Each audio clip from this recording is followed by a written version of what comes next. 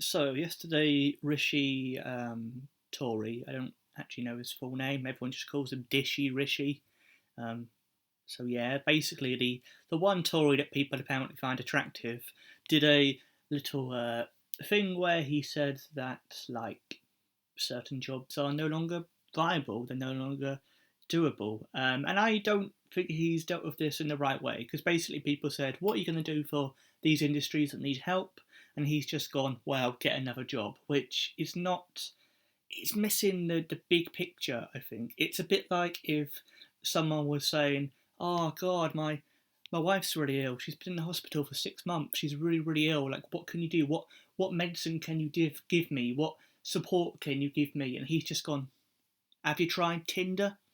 Like, it's missing the actual problem here. It's missing the reality and the nuance of the situation because people, they're not just worried about losing their income, they're worried about losing their way of life. They're worried about losing who they are, about what they do. They're worried about losing everything. They're worried about losing their passion, their you know, their everything. Yeah, just literally their everything. And that's what I think he misses.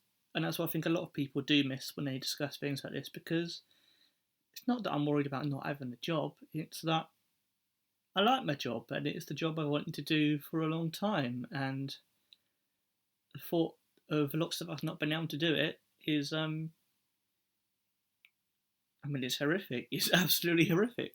And, it's easy for people to go, oh, you should retrain. And I'm like, yeah, okay, name me one job Ed Sheeran could retrain to that would get him 10% of what he earns from live gigging. Because people get a ridiculous amount from being in the arts. I don't.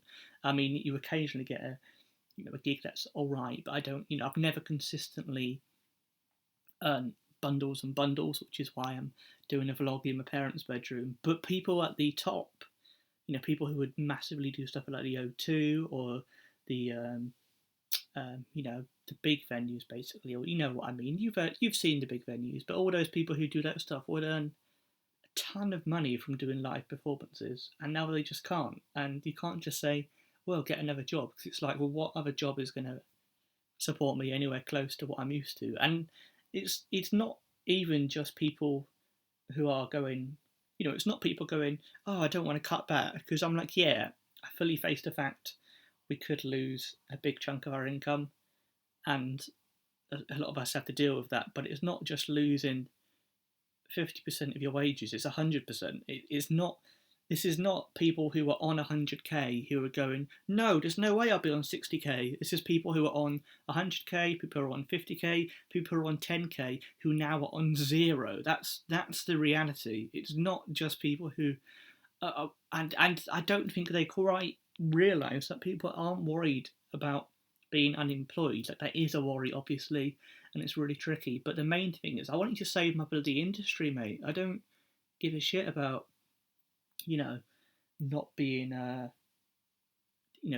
being signing on. I don't care. It's I'm not just going, oh, Rishi, can you help me, mate? Because can you give me another job? I don't want another job. I want to do the job that we all do and we all have done for years. I don't give a damn about um you know bloody applying to be a boxer. Like, one of the quiz things I did, you did a little online quiz and it tells you what skills you have and what job would be good for you. It told me I could be a boxer. Could I, mate? Have you?